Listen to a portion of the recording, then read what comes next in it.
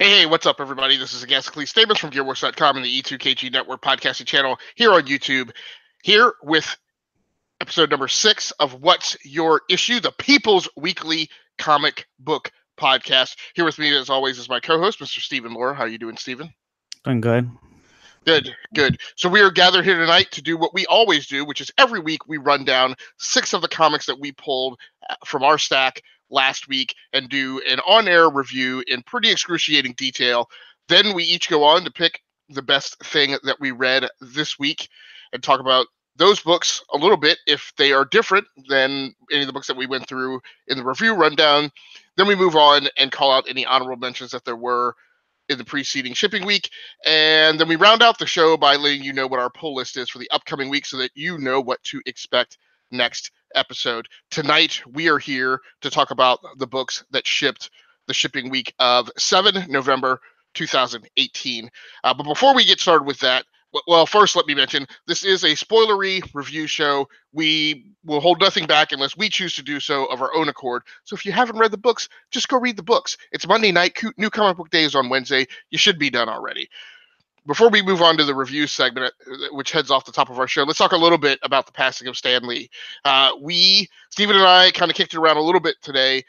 It was a bit of a struggle to come to a decision on whether or not we were going to do the show at all. And I asked whether or not maybe the more appropriate thing to do was to maybe just be silent for the night.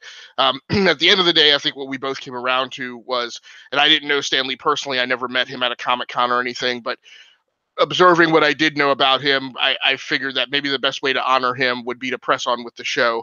And so that's what we're going to do. We're going to talk about comic books, and we're going to talk about the creators who work on those comic books that we love. Steven, did you want to say anything else about Mr. Lee before we move on to the review segment?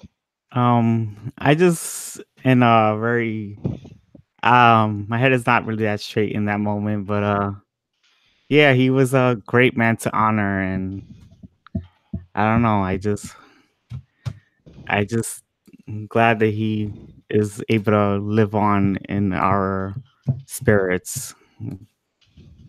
That's all I can say. Okay.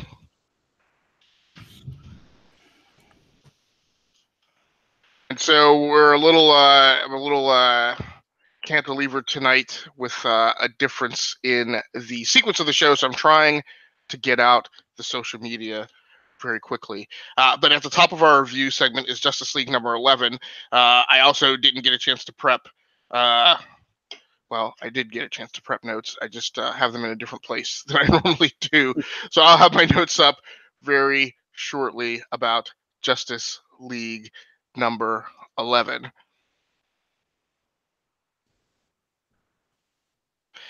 Yes, so Justice League number 11. Subtitled Drowned Earth Part 2, written by Scott Snyder, with colors by, with overall art by Francis Manapul. I was very glad to see Manapul back on this issue. Again, I know him most recently from from a few issues that he did of Detective Comics.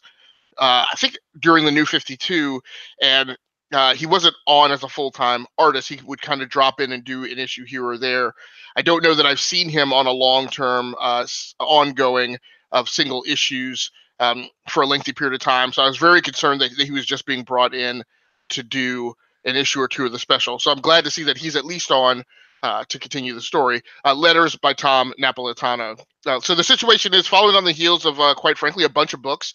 So I won't go into the whole list because there's a ton of books. If you haven't been tracking Drowned Earth, then I'm sure that there's a checklist out there somewhere. I'm not going to go through that on this show. But we move on to the next chapter of the tale of Poseidon's disappearance, driving Aquaman and Diana to have sought him out.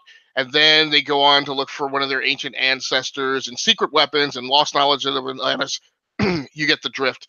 The Ocean Lords have been holding a grudge for what must have been a millennia, and now they're ready to give mankind their comeuppance. And Arthur appears to be the one that they mean to make an example out of. And on their way to doing that, they strip him of his aquapathic powers. Diana swings in to rescue him from walking the plank, which is how this issue opens. And then Mara tags up with Superman and the Flash to seek out a weapon that will balance the odds. On art on this, like I said, I can't say enough how pleased I was to see Manipul back for a second issue. Whatever his deal turns out to be on doing Justice League, his artwork is just simply amazing. I don't feel like this issue was quite as sharp as last issue. And I'm kind of, like I said, I'm observing, and it seems like when he was doing those drop-in issues on Detective, his artwork was a lot more detailed. But it's fine, right?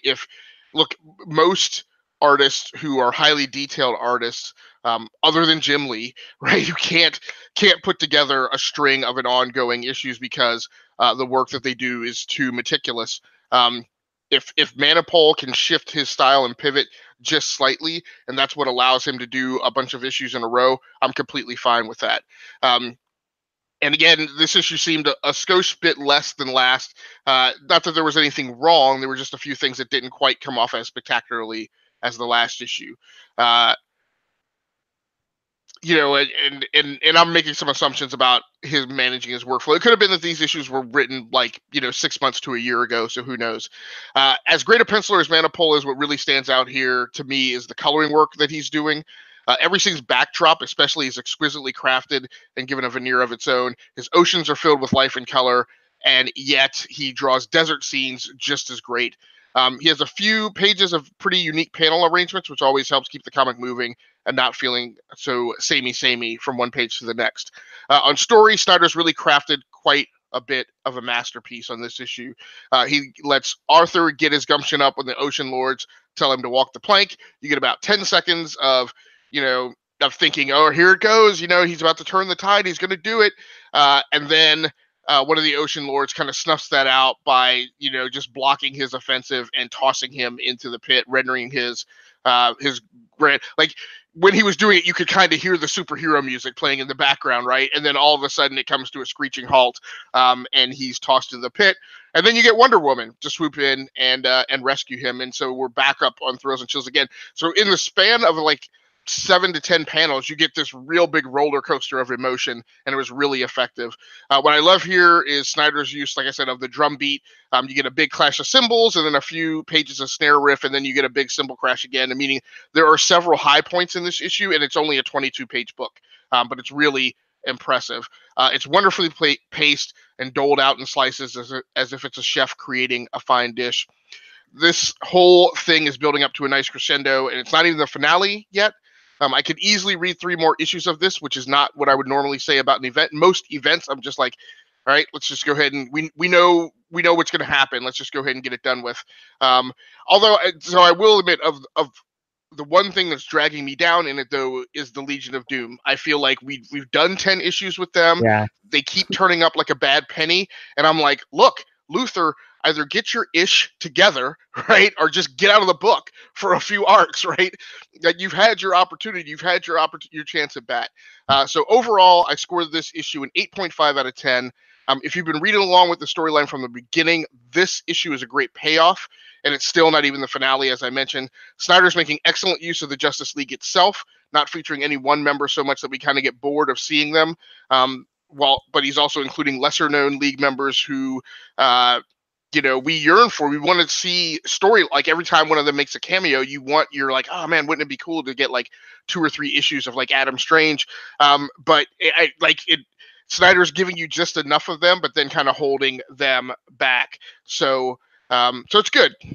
Making you delayed gratification. A lot of the things that I criticized in the special issue, the Justice League Aquaman Drowned Earth #1, as far as leaving them unaddressed, and in The Win, which is when Tom King was writing, and maybe some of that was deliberate. This issue kind of ties some of those knots together. It's more of a good thing, and even better than most of the issues that I read in the opening arc of the Justice League. So, Steven, did you get a chance to read this? Yeah, I did get to read it. I would give it a 7.5 because I didn't enjoy it as much as the other issues because I think it was a lot to consume for myself. Okay, all right. I could definitely see that. And I'm not sure I'm gonna be excited to see Legion of Doom because I don't like the way Scott Snyder writes them. Yeah, I can understand that too. There's a thing. I'm sorry. Go ahead. I can't see Lex working with Joker. It doesn't fit right to me. But go ahead. Yeah, no, but I mean, I guess I don't know. I guess maybe I'm more accepting of that because that's been done before. Yes, it's been done. Yeah, Right. yeah, right. But you're right. I mean, if you look at it at face value, the whole concept of the Legion of Doom, right? Which I guess is the shtick, right? And it's going to be interesting to see how Snyder ties it off.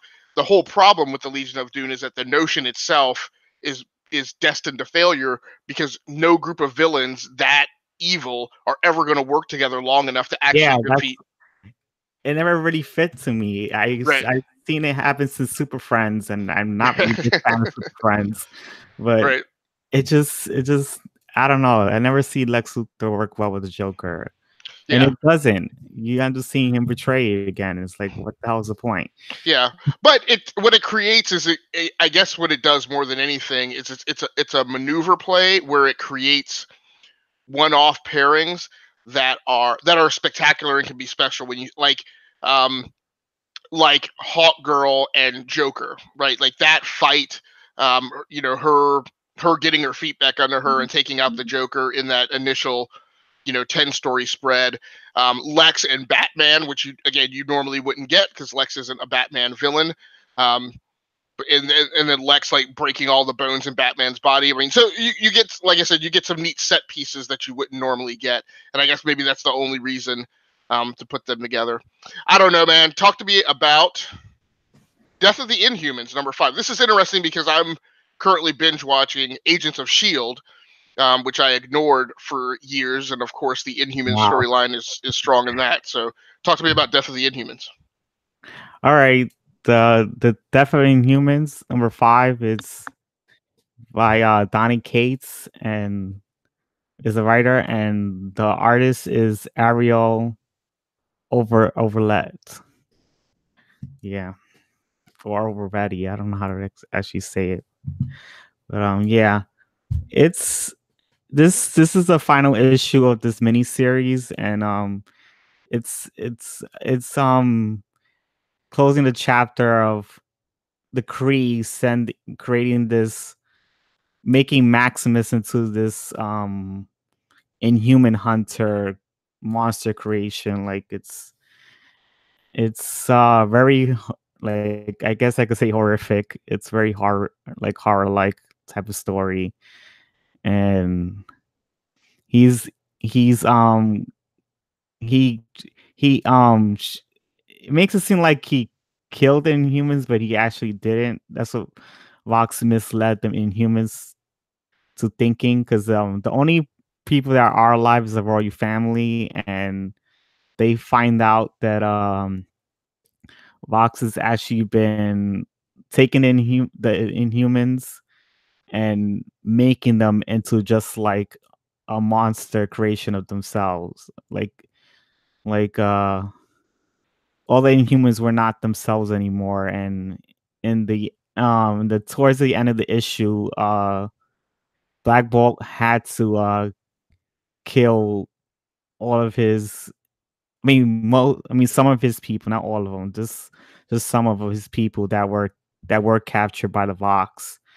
And that it was pretty heart, heartbreaking to actually see that happening in the book. And I actually enjoyed seeing that. That's what made me enjoy this series a lot, because you see Black Bolt actually cares about his people, and to see his people ripped away from him is kind of heartbreaking. And it was a really good book. I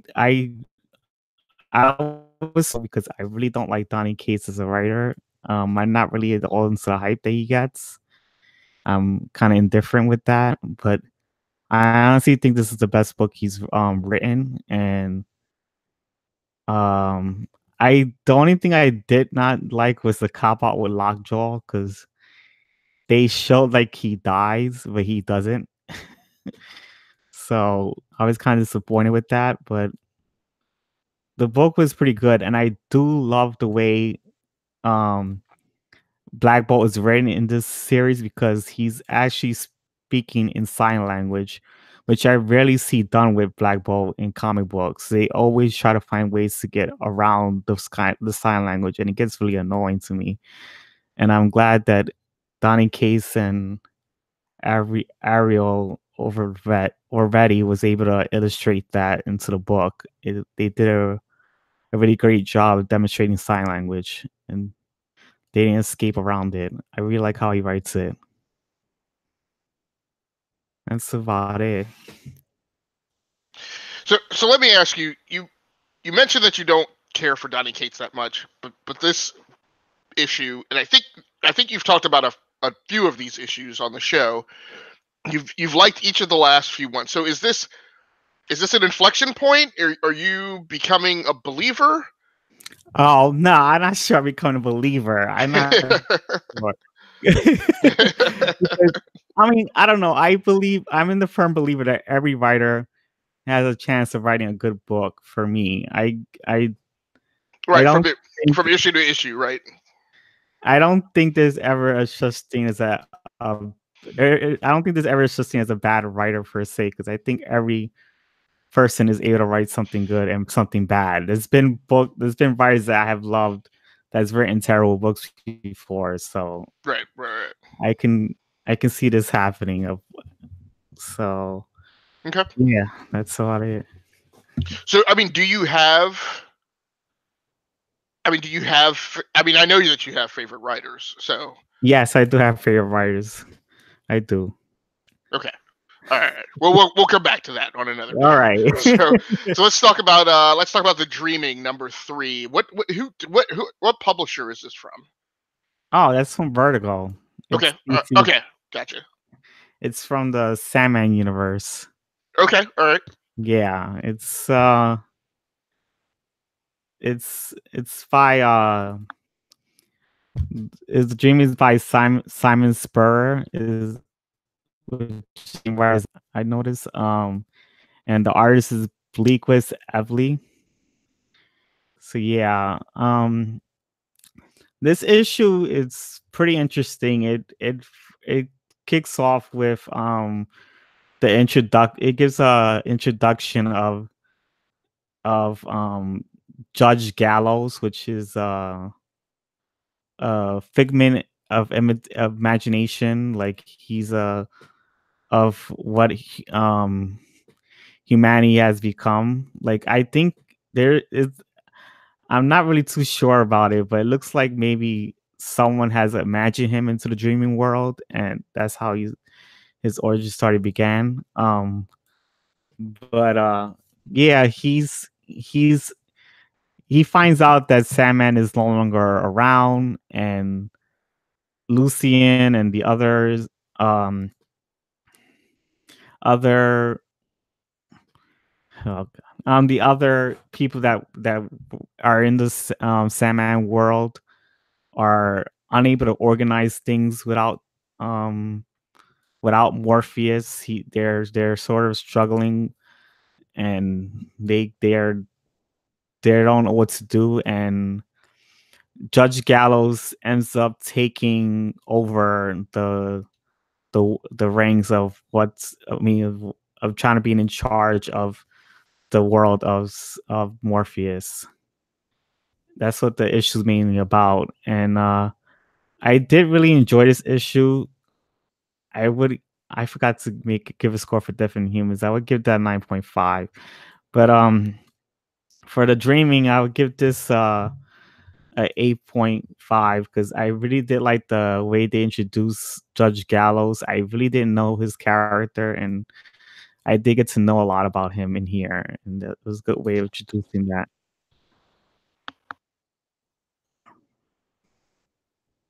Oh, your mic is still muted. Okay. Yeah, I guess it's got a double mute thing when I swing the swing arm up. So are you reading all of these Sandman books from Vertigo? I am. Okay. It's just I'm not really too familiar with Sandman Yeah, that much. no, yeah, no, neither am I. Like when I writing that, I mean, so I wrote a review for issue #1, I guess before we started doing the podcast. Maybe that Yeah. was like the last round of reviews that I wrote before we actually started doing this podcast, and it was tough because you had to make some leaps of faith in making some assumptions about what was going on. It's a very complex universe. even though there haven't been a ton of comics written about it. So, Yeah, uh, so how? I mean, how? So what is that doing to your pull? I mean, how frequently are those coming out? Because there's like 5 books, right? So they got to be coming out like one every week. I think so. Okay. I don't really keep track of what I just look at the websites. I mean, Yeah, like from week to week. Comixology. I don't really keep up to how how how weekly these things are coming. Right. No, but I mean, assuming that they're all shipping monthly, I'm just saying with 5 books, I reckon Vertigo is spreading them out. So as far as its impact on your reading time, I mean, there's one of these books because this is a plus up from whatever your recurring pull list Yeah, was before, right? So yeah. that's what I'm I saying. I wasn't mean, you expecting it to enjoy it. That's why, but I actually did enjoy it. okay? Yeah, right. No, Mhm. I was the same way as number one. And when the week that I read it, for me, it was what I mean. I was doing the best thing I read this week back then, and it was the best thing that I read that week. I was absolutely floored by that issue. I was amazed, and like you, I just figured walking into it that the world had been pre-built and was so intricate that there's no way I was going to be able to onboard with it like the first issue. But Yeah, yeah, if I'd had yeah, I mean, I elected not to dive in, you know, full bore and adopt all of these onto my reading list because at the time my reading list was just it was just full. Um, but uh, but no, that's cool. That's cool. And is it? I mean, it's got to be awesome to like be because they're all interconnected and they have characters that flip back and forth across the issue. So that's got to be rewarding, right? It's almost like it's almost. I yeah. mean, It it is is a shared rewarding. universe. So Yeah, I noticed the books are really tying into each other, okay, and they they all going through the same story. So it's like you are like having like you having to you're like forced into picking up all the books. They all centered around what's okay, going on. The only book that felt out of place was Lucifer. That's it. okay, I noticed. okay, But yeah, I've only started reading Sandman like recently. I read volume 1 and 2 last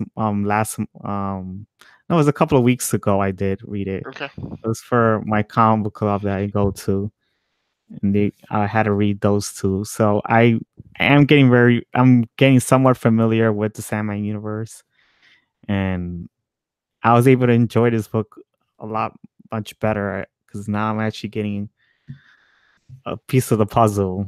Right, But yeah, it right. was interesting to see how it started out. Yeah. Yeah, we're gonna talk about that a little later again of like what is when you're on a book and you're reading it and yeah you enjoy it but we every comic book reader, everybody who does it for a long period of time, they have their notions of like this is my Batman or this is my Aquaman or whatever. Yeah. Sometimes the problem with that though is like for the longest time I never had a Joker because I didn't read like a Joker origin never came across, right? Like and like no writer that I was with during their run was like a big Joker like right, so sometimes you miss out on those things, the people who did, and I forget who wrote it now, but like the people who onboarded with Aquaman when they did the story where he lost his arm and had like the trident for the arm, like those people are ardent, fervent Aquaman fans, and that's their Aquaman. But like, you had to be in comics at that time, right, in history when it went down. So, um, just like for like my generation, like there are people who like their Batman is the Miller Batman, right? Because we were kids when that thing dropped, and that's what you read.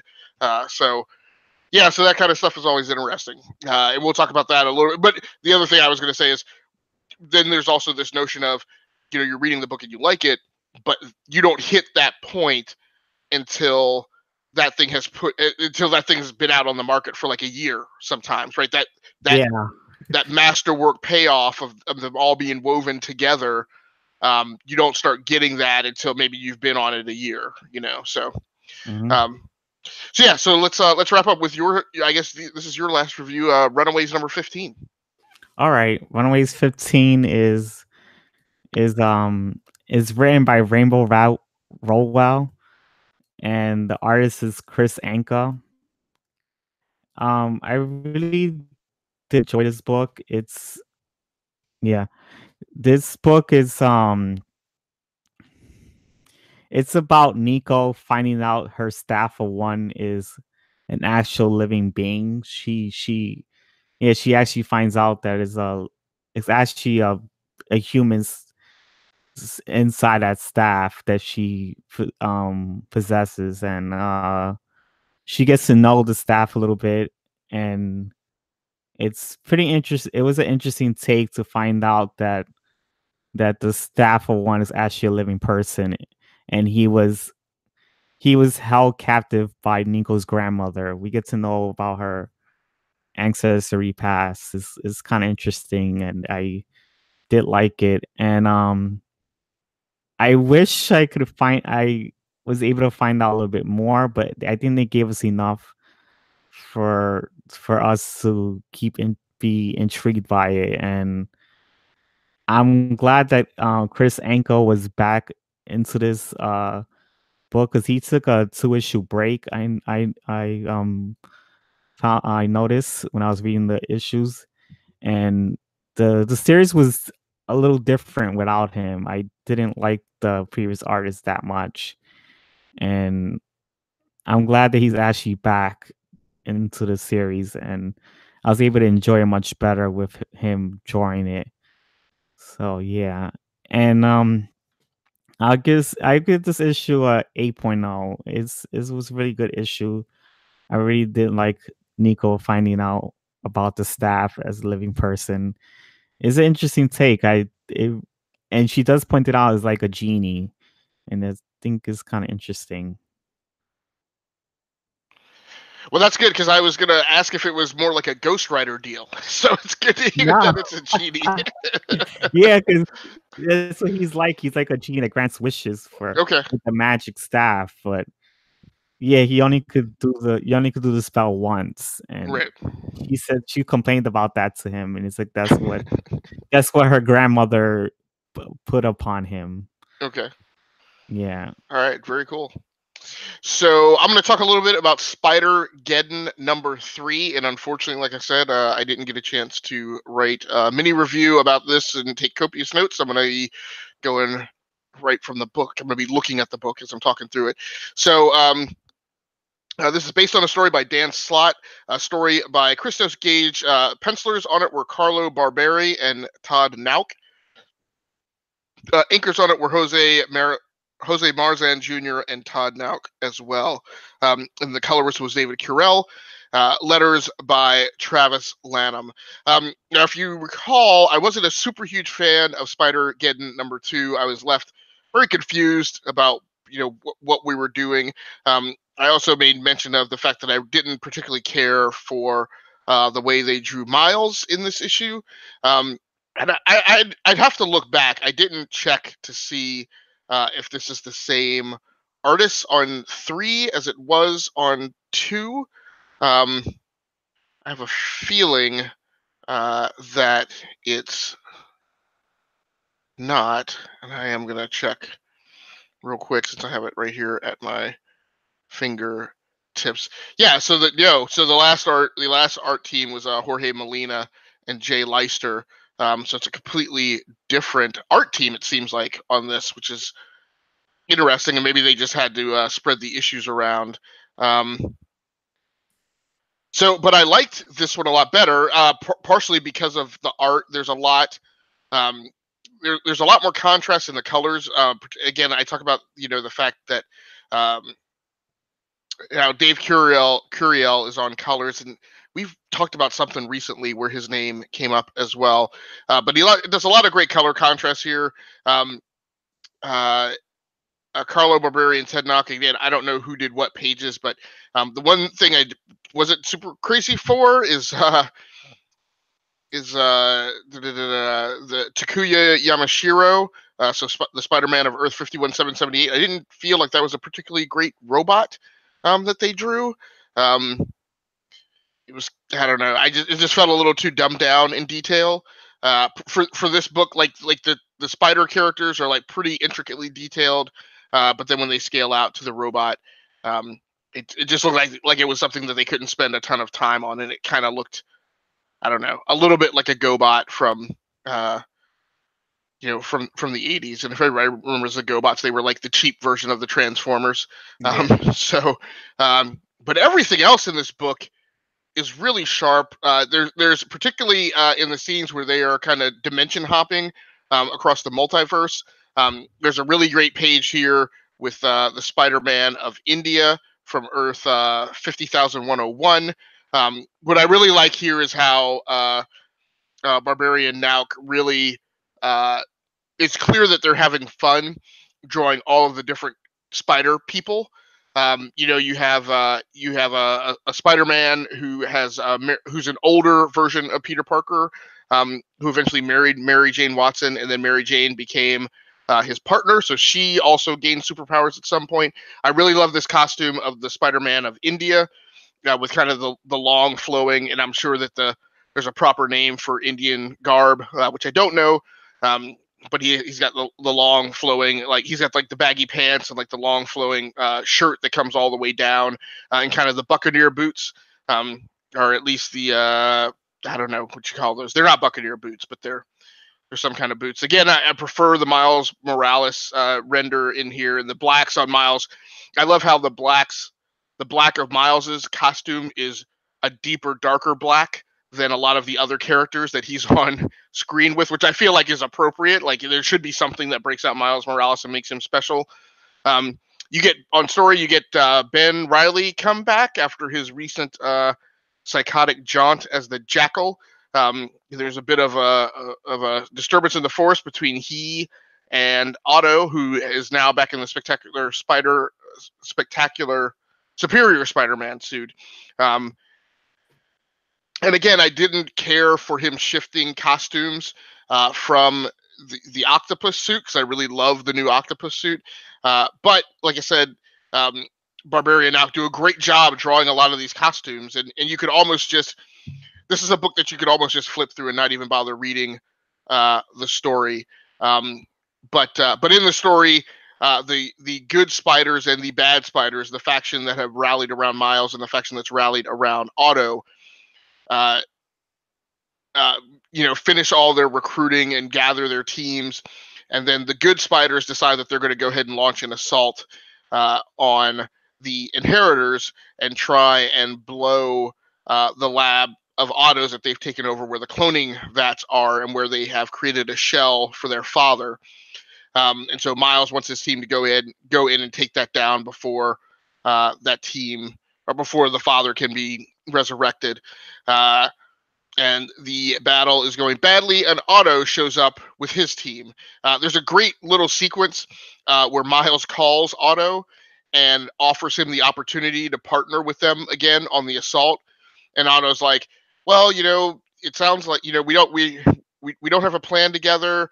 Plus you guys aren't really willing to kill them. And Miles is like, Roger that. I'll write you down as a no. So it's just a very leadership oriented Miles in that phone call, more so than we normally see Miles. When you look at the Champions, and I think you're going to, I don't know, I know you read Champions. I don't know if we're...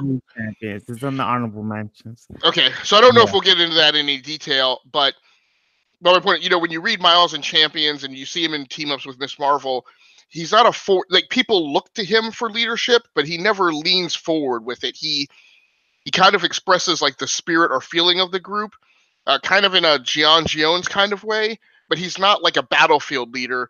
And this, I felt, was much more him leaning into that role, and just like being super sarcastic with Otto and like cutting him off when Otto, like, it seemed like Otto was trying to like have a conversation with him, and like whenever Miles didn't hear, and I go through this a little bit in my own workday at work. Whenever Miles thought he heard Otto saying just complete rubbish, he'd be like, "Okay, fine, whatever. I've asked you, and we're moving on." So I really liked that scene played out between them.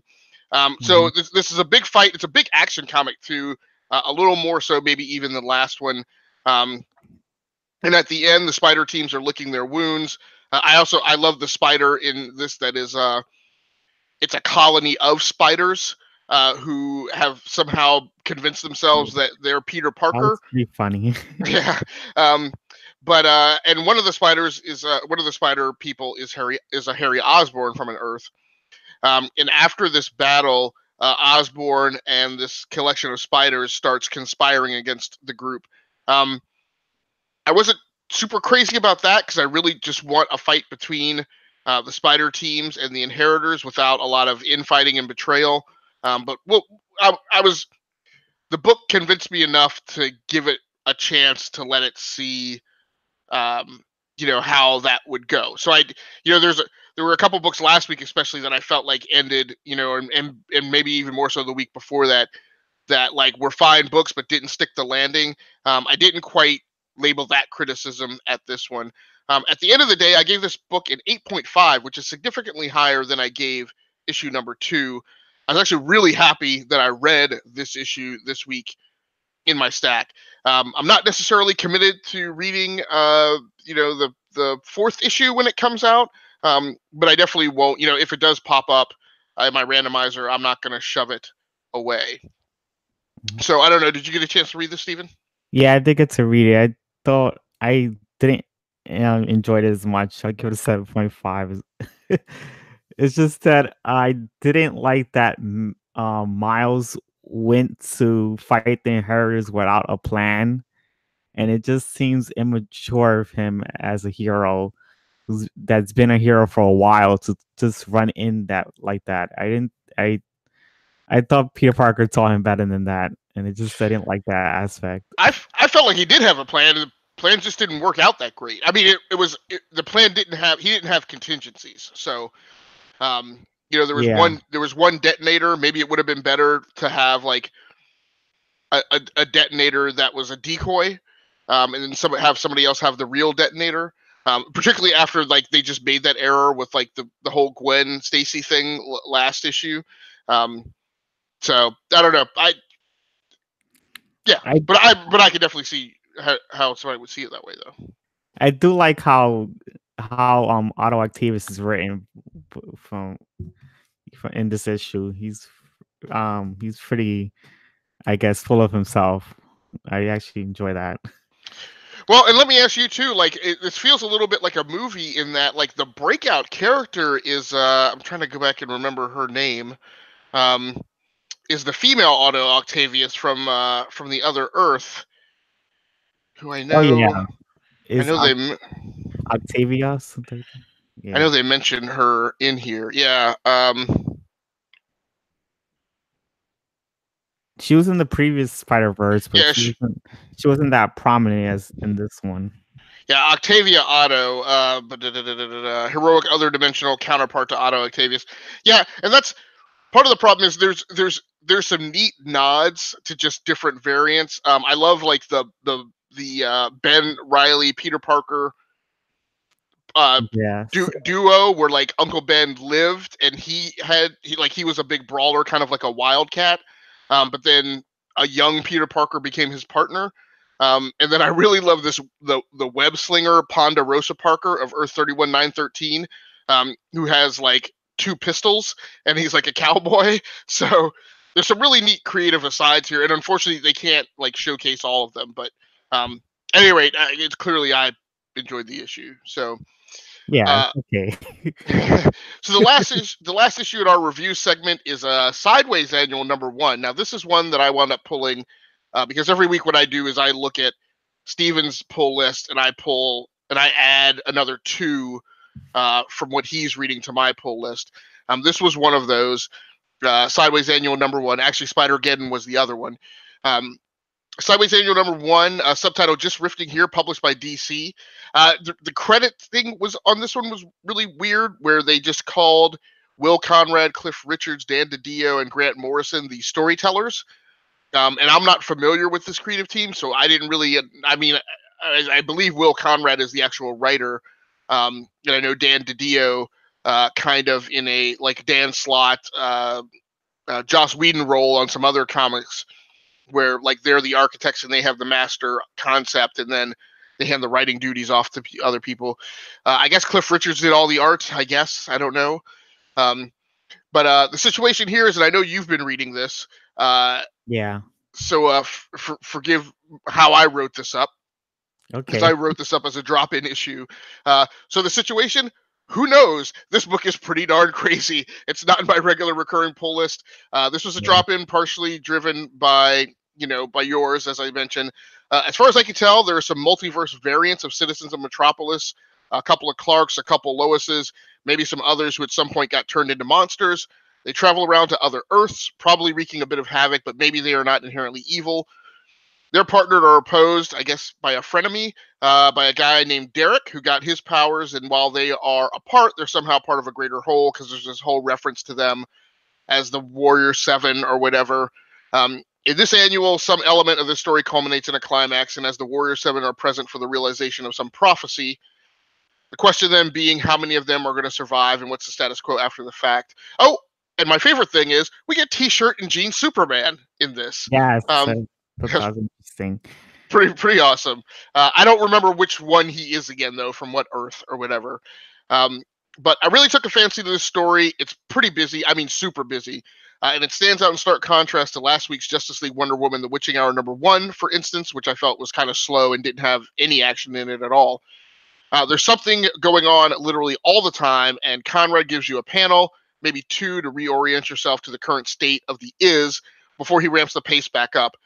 So the main device here is Sideways, the main character. His main power is this rift jump that allows him to pull kind of a mixture between a Kitty Pryde and Iliad or Rasputin, where he phase jumps and leaps through time space to appear somewhere else. So this is characterized in the book, where from one sequence in the book, he pops in, a bunch of stuff happens, and then he pops out. So the camera is constantly being pulled like from one scene to another in a pretty snappy kind of manner. It looks like he might be able to do this to displace objects as well, kind of like the portal making character in Incredibles 2 could do. Conrad uses this to great effect as he's constantly resetting the scene. It could easily become unwieldy in the hands of another writer, but he and the rest of the creative team keep it just in check. It creates a remarkable sense of pace in a good way, and after having read some really slow reads recently, as I mentioned, this was a pleasant change in dynamic. Particularly for these larger issues, I think the main thing that I was kind of latching on to when I wrote these talking points is that a lot of the larger books, like I've had a few like double size and quadruple size issues in my pulls for the last few months, and it seems like anything that was oversized was incredibly slow in a lot of cases. Not every time, but frequently. So in art, there's some really great creature work in this book. And again, I point back to some books that we talked about last week where we had artists writing a storyline and that they had to do creature work, and that wasn't their normal shtick, and it didn't work as well. It did here. Solid fight choreography as well. Beautiful specular lighting with a lot of the weird, funky dimensional transition effects in the background. An excellent hand. The artist had an excellent hand in making some of the big battle scenes with a good amount of detail, but not quite overdoing it. Most of all, there are just some great poster-worthy T-shirt and jeans Superman poses and splash pages in this. Like every few pages, there's just like a great Superman pose of jeans and T-shirt Superman. We don't get to see that Superman this often, and the art team really sinks their teeth into it. Good work also on clothing in terms of making the jeans rumple. This Superman's hair is a bit looser. Apparently, extra-dimensional Superman does not use as much hair product as our Clark Kent does. So it's a big damn adventure book, and the art syncs up with that motif pretty darn well. There's some funkiness in some of the Clark close-ups where there's a bit of inconsistency from portrait to portrait across gaps that are several pages, meaning you see Clark on one page and they do a close-up and he looks one way, and then 5 to 7 pages later there's a close-up on his face again and he looks slightly different. In one case he looks like he's Asian or like mixed ethnicity. So it's not entirely jarring, but it did take me out of the read a bit because I would be like, whoa, wait, who's like, why does he look so different there?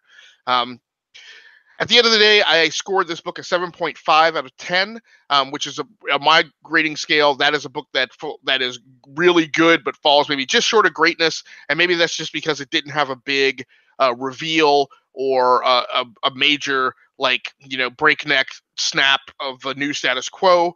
But at the end of the day, I was really pleased that I dropped in to take a peek at this. DC has something really nice going on with these just outside the inner circle new creations of the DC universe. And I'm talking about Sideways, The Silencer, and Immortal Men. All these things that came out of Dark Knight Metal. I'm also surprised that I'm saying this, but I actually hope that we get to see a crossover event with all of these characters that, as far as I can tell, like I said, came out of Metal. While this issue slides just shy of greatness, it was a really pleasant read and a nice way to get my stack started for this week, because this was the first book that I read. I'm hoping that it comes up in the randomizer at some other point so I can do another drop in. Again, no room in my recurring list to put this on. Although I'm officially pulling the trigger on replacing Batwoman this week, because I don't know what the heck is going on with it, but I just know it hasn't shown since the last issue that I read like 3 months ago. Oh, that series got canceled. It ended a long time. Batwoman. Yeah, no, not a long time ago. I mean, it just issue 34 was just like this August or something. You said Batwoman, right? Yeah. All right. But I mean, right? Yeah. No. It was It was 34 was just like I said, was just a couple months ago, and I keep looking for the rest of it, and it didn't. I mean, the way the last few pages were written, I could definitely see how it went on hiatus, but the story didn't end. It ended with her moving in, or maybe prepping to get married to I can't remember what they're doing to Maggie Sawyer in the comic. You talk about that Batwoman series? Yes, yeah. So overall, pretty good. I thank you for picking it, it being in your pull list last week. So I wound up pulling it onto mine. And actually, this was a slightly different trend. Just because we have different opinions, sometimes I pick things from your list that don't sit as well with me as some other things. This is a week where the two books that I picked from your list were actually two of the most enjoyable things that I read. So I do have a few things to say about this. Yeah, go ahead. Sorry. Yeah, I did enjoy this a lot. I could give it an 8.0, but yeah, this is that. I'm glad to see the new 52 Superman back, because that's what it's supposed to be. It's supposed to be the new 52 Superman. I wish they explained it. Oh wait. So is this the Superman who took off at the end of Convergence and was replaced by married parent Superman that we have now in Rebirth? It is. Okay. All right. Oh wow. Okay. They just didn't explain how he exists, because he's supposed to be merged with Superman from, because I remember the story he had with the Mixaplik. I always get in trouble saying his name, okay. but yeah, he merged the two Supermans into one character. Huh, that's interesting. And he's supposed to have a mixture of both Superman. I mean, both the pre-52 Superman and the new 52 Superman. Okay. Yeah, I remember I forgot the previous writer who wrote the book already. Dan Jurgens didn't do a good job of merging the two characters. Okay. I didn't like the origin, and I was like kind of missing the new 52 Superman, because I did like him. I did enjoy him. I know a lot of people don't like him, but I did enjoy it. Yeah. And I was glad to see him back into the universe, and I did see that he is still a irresponsible Superman. Right. He's the one who's not that experienced and kind of runs in like a knucklehead. Although, that is the point, because he's only been a hero for like a short period of time. Or whatever, right? No, but you know what? I'm actually glad I didn't know that. I mean, I'm glad that I know it now. I'm glad I didn't, because I would have been much more prone to give the book a nod. I mean, again, 7.5 is not an 8.0 or above for me.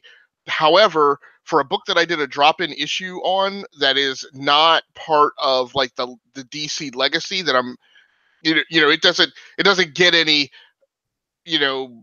bonus points for like being a character that I love that I don't get to see a lot. It's a completely new IP. So I feel like the issue kind of earned it a little bit more than it would have if I had known that was like, because I don't read a lot of Superman. I probably read more New 52 Superman, at least via Action Comics. I didn't read the main Superman book, but I read a lot of the Action Comics that Greg Pak did. And really, I really liked when Greg Pak was writing Action Comics. Yeah, that was awesome. Go ahead. Yeah, so I would have definitely been inclined to maybe boost. I mean, again, not deliberately, but probably subconsciously, I probably would have given it the 8.0, just for that Superman being in there. But I actually like for my own reading experience that I felt like the book earned it more so just for being the sideways annual, rather than for capitalizing on a hook from New 52. So. Yeah, I just hope we see him again because I like that they just like he stays in the dark multiverse world, and they didn't just explain how he exists if he's supposed to be merged with the Superman that's in the main Earth right now. Yeah, I mean, I do too. I mean, I guess it needs a plot hole.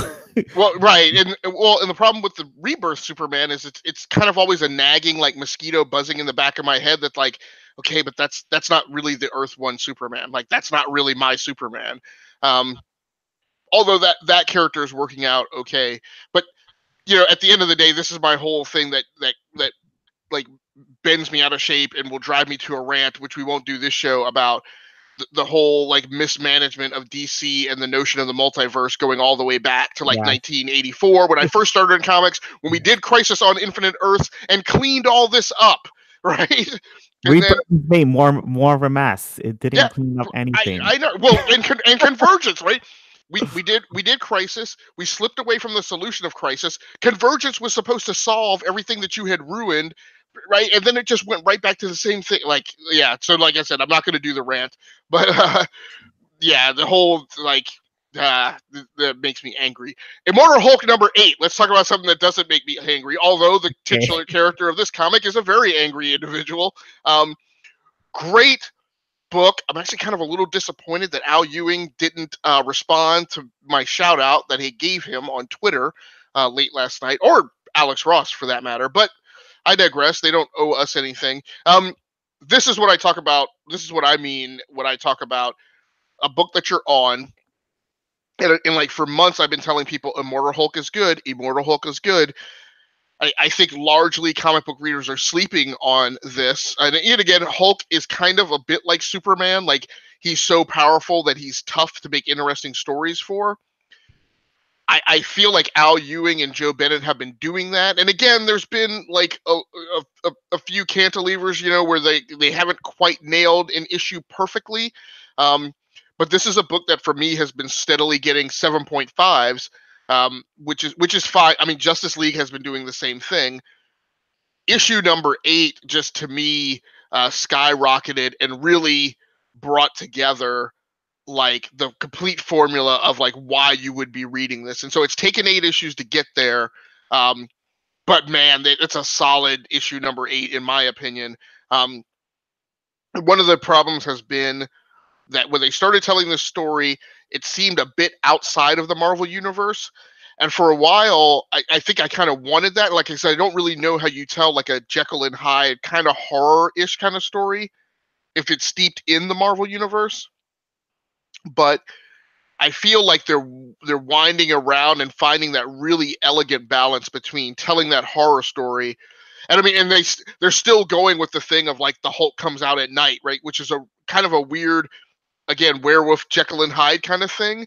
But they're working it, right? It's working. But like I said, in this issue, I feel like it all came together. It's a completely, I mean, it's a like. I don't like watching medical shows, right? Like the reality, like medical TV shows where they show actual surgery and you see like bone and blood. And I'm like, I can only look at that for about 10 seconds and then I'm out, right? Again, it doesn't scare me. It's just unpleasant and like awkward. And like, I don't like watching it. This was that. Like I'm looking at the page and there's really gross things happening. And I'm like, this is making me very uncomfortable. I don't like looking at this page. But of course, with comics, I feel like when you look at a page and it makes you uncomfortable, the creator's doing something right. So in this issue, there's this doctor, I think it's Dr. Clifton, whose head, or at least he's the science head of this shadow base, that a general who's been the protege of, I think, Thunderbolt Ross. I think they may have mentioned another general, or maybe it's Thaddeus Ross now. And I don't know if that's the same character. They're just referring to him by a slightly different name, or if it's the son. I don't know. But another general who we were introduced to a few issues ago is the commanding officer of this base. This guy, Dr. Clifton, is the scientific head. We get to meet some more of the science team, who are conducting experiments on the Hulk. Now that they've dissected him, there's this whole reference to like a drill and a saw that are made of special materials, and there's only like 4 of them in the world. Cost millions of dollars. That's how they dissected the Hulk. And they have him all separated into jars.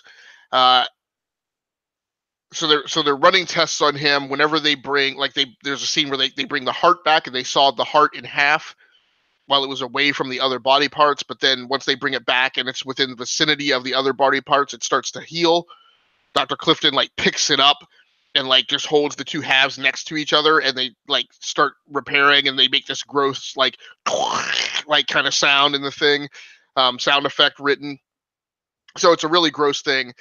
Probably the grossest thing. I'm sorry, I gotta get a cup of coffee here. My mouth is drying out, throat's drying out. Sorry, it's been a very long day.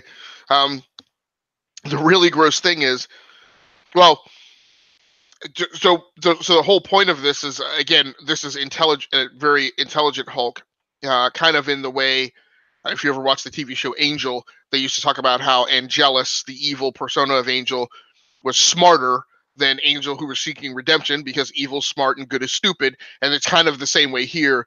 This is a very macabre and therefore very cunning Hulk.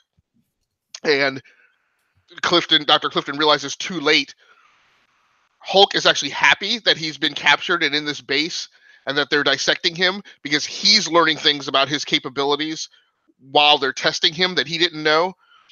And so they have him separated into a jar. He realizes through them talking around him about their findings that he can control his body parts in other jars. And so he starts tapping with one of the hands, and he's able to tap it hard enough to knock that glass jar over, knock all the other glass jars over, and then his body starts to re-merge. Well, Dr. Clifton is in the middle of the body, and just very grotesquely and very gruesomely gets murdered by being consumed within the Hulk's body mass. Then there's another scene where there's a transformation scene, which I don't think we've seen so far in this run on Hulk. But how he transforms back to Banner is, again, very like straight out of like The Howling. Like, it's a very grotesque, like body contortion kind of like, this is not the Mark Ruffalo I fade from green to white kind of thing that we see in the Avengers. It is again much more so like the really gross, like American Werewolf in London kind of renditions of like the transformation. So great comic, great art. Joe Bennett, I've been impressed, but I felt like there was something missing. But he smacked the veneer of perfection on this issue, in my opinion. I rated this issue 9.0 out of 10. And again, I was very pleased with it. Again, I've been on it from the beginning. So to me, this was kind of the march to the payoff issue. So that was the best thing that I read this week. Steven, what was the best thing you read this week? The best thing I read this week was The Walking Dead, number 185. It's written by Robert Kirkman, and the artist is Charlie Adler. Yeah. So yeah, I really did enjoy this issue a lot, and it's the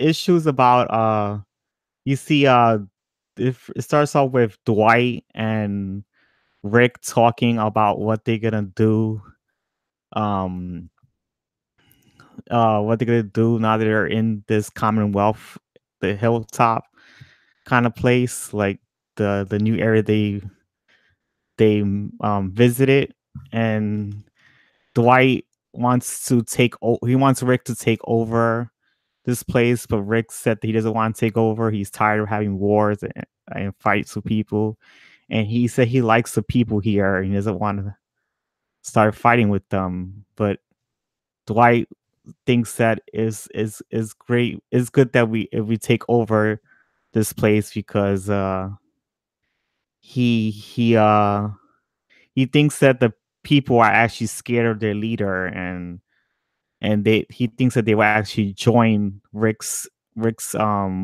people and fight against the leaders of this town. And this issue does get very political, and I think that's a bit interesting. But um yeah, it's just this is another interesting thing I did notice is that there's a scene where Rick is talking with Michonne and her daughter.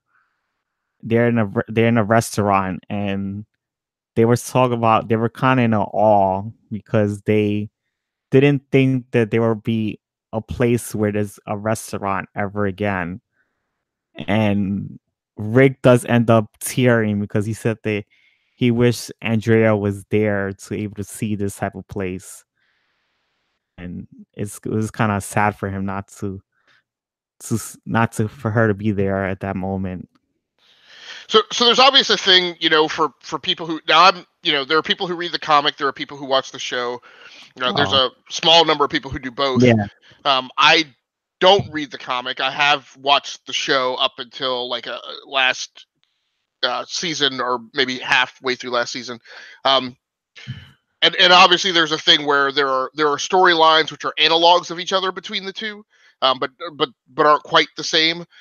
So is this storyline like a mixture for somebody who watches the show or has watched the show but doesn't read the comics? It sounds like this is kind of a mixture of the show storyline between the mayor and Alexandria, where the town with the mayor was a place where maybe some people would have been interested in seeing Rick take over, but on the show it's Alexandria where there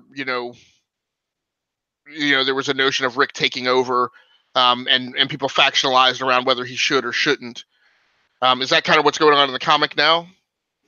Is this I'm not sure what you're explaining, but okay, all right. The book is like I think it's way ahead of what the TV show is at, because I am watching the TV show. I saw a recent episode, the one with Rick. I actually saw that one too. So okay.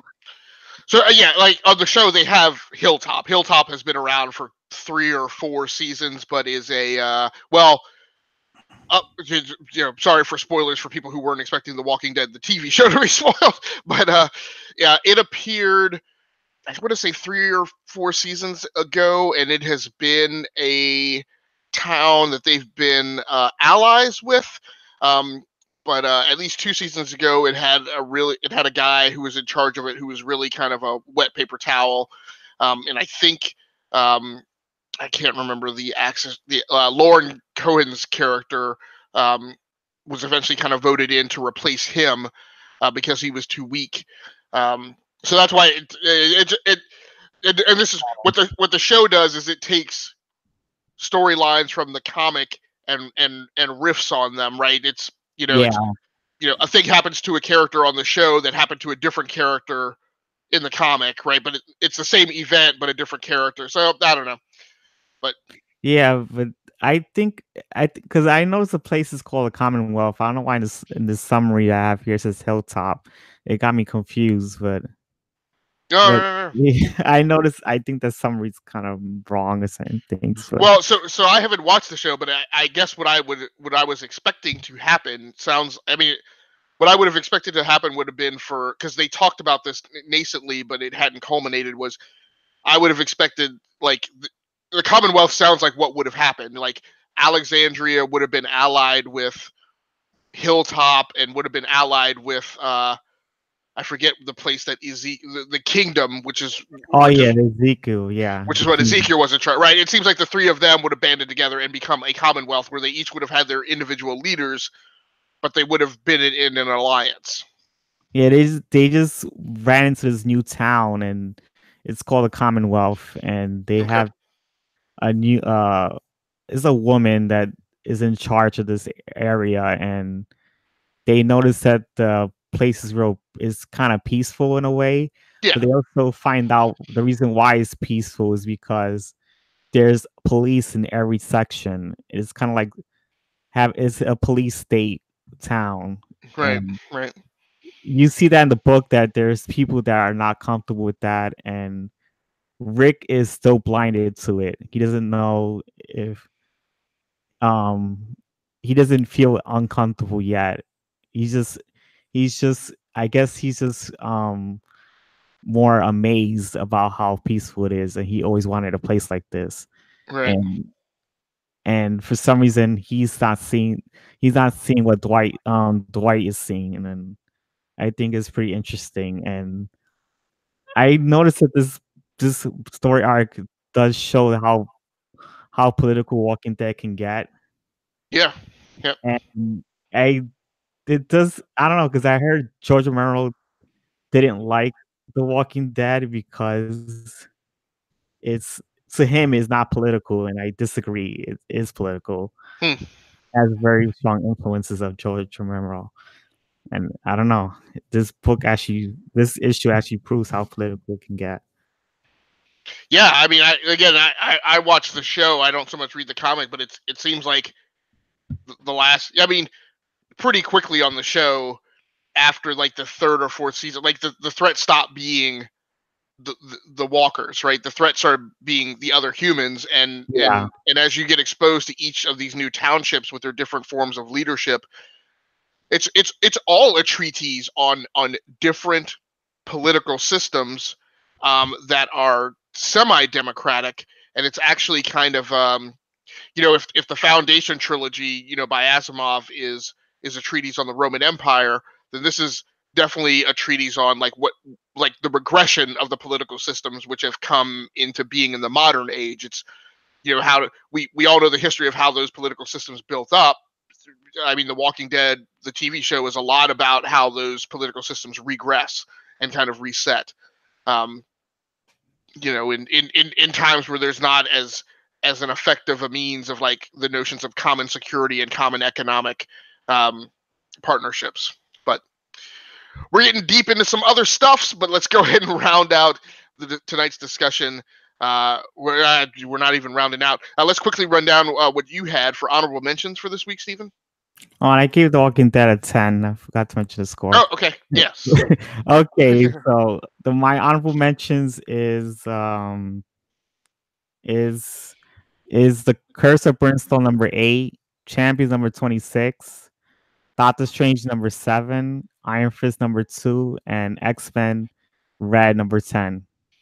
Okay, and again, the honorable mention sections are any comics that we haven't discussed in the review section or in the best thing that we read this week that we also gave or would have given an 8.0 score or above on our 10-point scale that goes in half-point increments.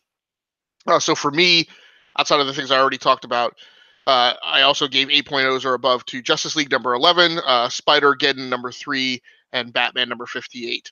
I'm sorry, so it's anything outside of the best thing that we read this week that we gave 8.0s or above to. And then lastly, let's run through our pull lists for the upcoming week. I'm going to be pulling Fantastic Four number 3. And all of these, except for the last two, are things that are currently on my recurring pull list. Fantastic Four number 3.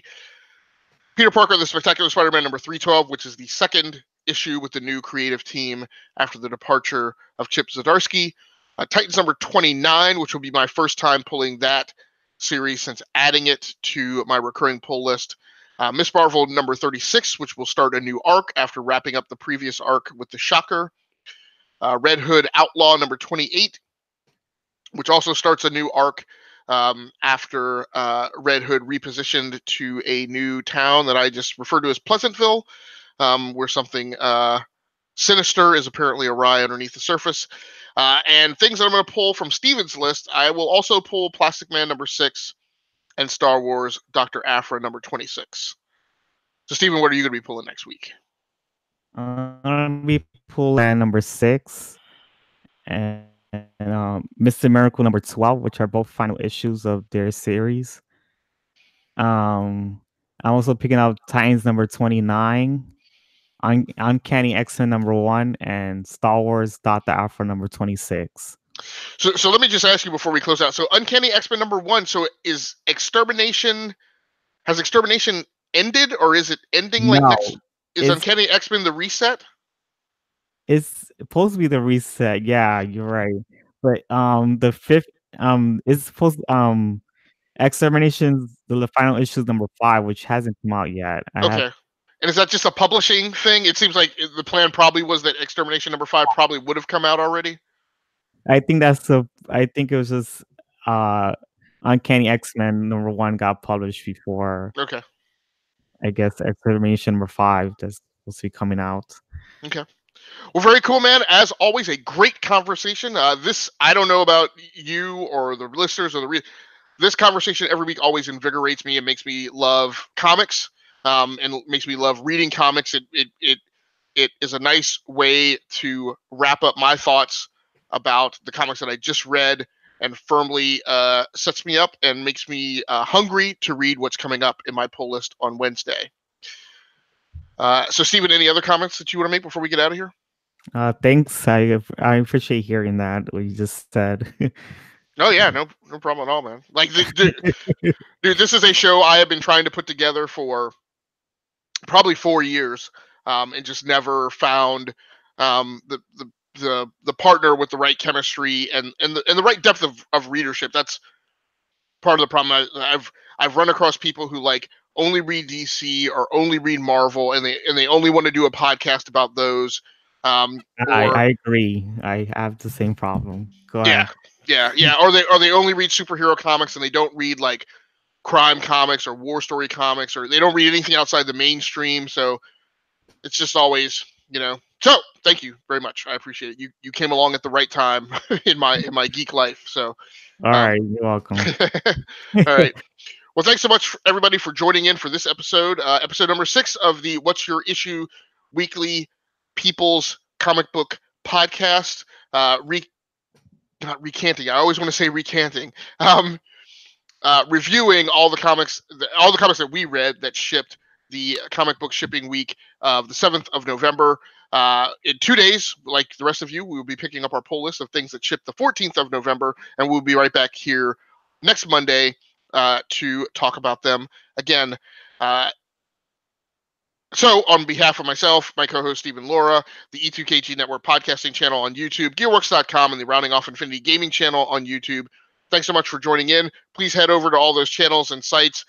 Stephen, what's your plug? Ultimate Awesomeness? Yeah, Ultimate Awesomeness. Yeah, that's the name of the YouTube channel, Ultimate Awesomeness. Okay, so please head over to all those other content locations and consume all that other stuff. We do appreciate it. If you want to get in touch with us, the best way to get in touch with us to give us feedback on this podcast, ask us questions, maybe give us input on something you want us to read in the upcoming shipping week. Probably the best thing to do is contact us on Twitter at E2KG Network. Thanks so much for joining in, everybody. That's going to do it for us for tonight. We're out of here.